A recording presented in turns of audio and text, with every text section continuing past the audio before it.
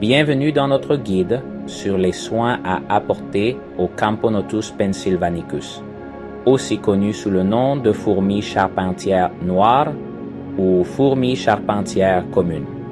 Nous explorerons leur cycle de vie, leur comportement et comment en prendre soin en captivité.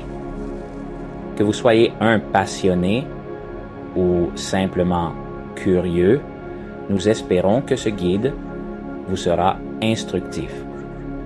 Rejoignez-nous dans ce voyage à la découverte des secrets des Camponotus pennsylvanicus.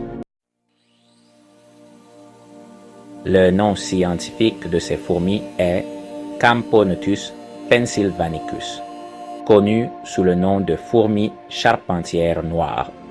Elles appartiennent au genre Camponotus, un groupe de fourmis vaste et diversifié présent dans le monde entier. Les fourmis charpentières noires sont connues pour leur grande taille et leur couleur sombre. Ces fourmis se trouvent en Amérique du Nord, notamment au Canada et aux États-Unis. Les fourmis charpentières noires sont courantes dans les zones boisées où elles construisent leur nid dans des arbres morts ou en décomposition. Les fourmis charpentières noires sont polymorphes avec des ouvrières de différentes tailles dans une colonie. Les plus petites ouvrières mesurent entre 6 et 13 mm et les plus grandes jusqu'à 18 mm. Les reines sont les plus grandes, mesurant jusqu'à 20 mm. Les ouvrières rassemblent la nourriture et construisent le nid. Les plus grandes ouvrières défendent la colonie et les reines pondent des œufs. Dans leur habitat naturel, les fourmis charpentières noires nichent dans le bois mort ou en décomposition. On les trouve dans les forêts où elles construisent leur nid dans des souches, des rondins et des branches tombées. Principalement nocturnes, il leur arrive cependant de fourrager pendant la journée. Elles se nourrissent d'insectes, de miella et de nectar. Au Canada, les vols nuptiaux de ces fourmis ont lieu entre mai et juillet. Pendant cette période, les reines et les mâles ailés émergent de leur nid pour s'accoupler. Après l'accouplement, les reines perdent leurs ailes et cherchent un endroit pour établir une nouvelle colonie. Une fois fécondée, la reine cherche un emplacement pour sa nouvelle colonie. Elle creuse une chambre et pond ses premiers œufs.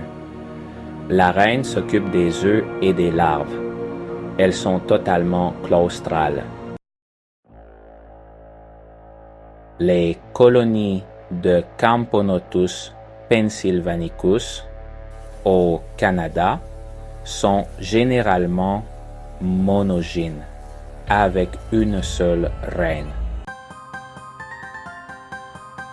Les œufs éclosent en larves en 20 à 30 jours. Les larves se nymphosent en 10 à 15 jours.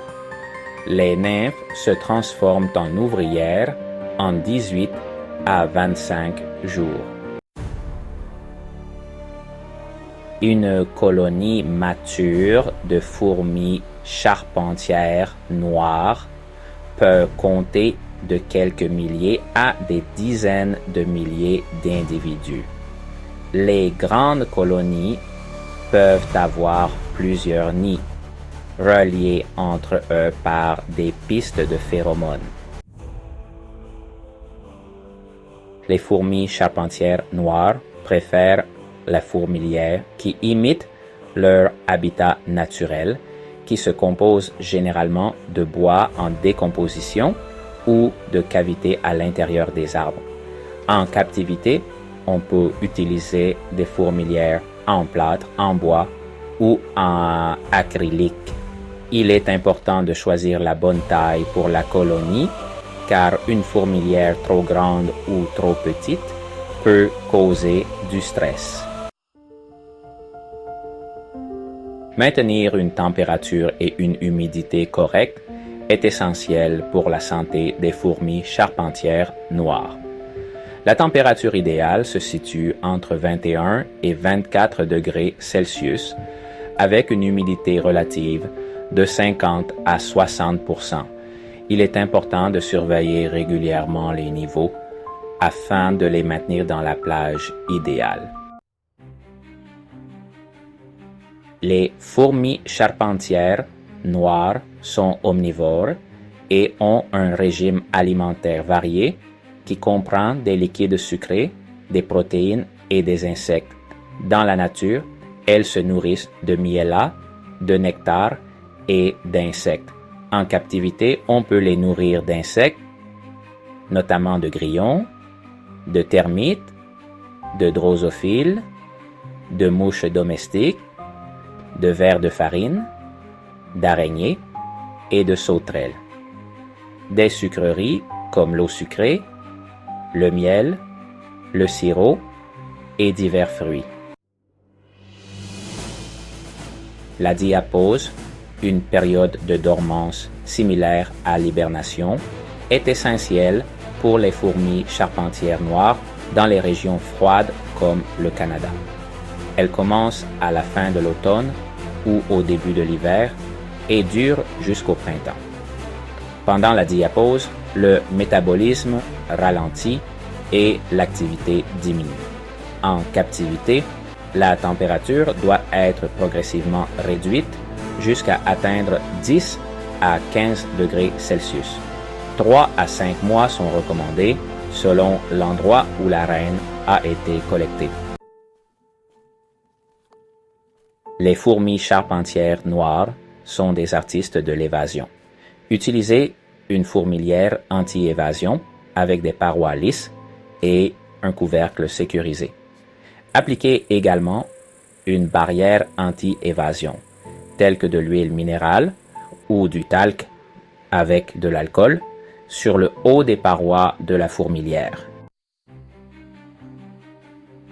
Élever des Camponotus pennsylvanicus en captivité peut être gratifiant.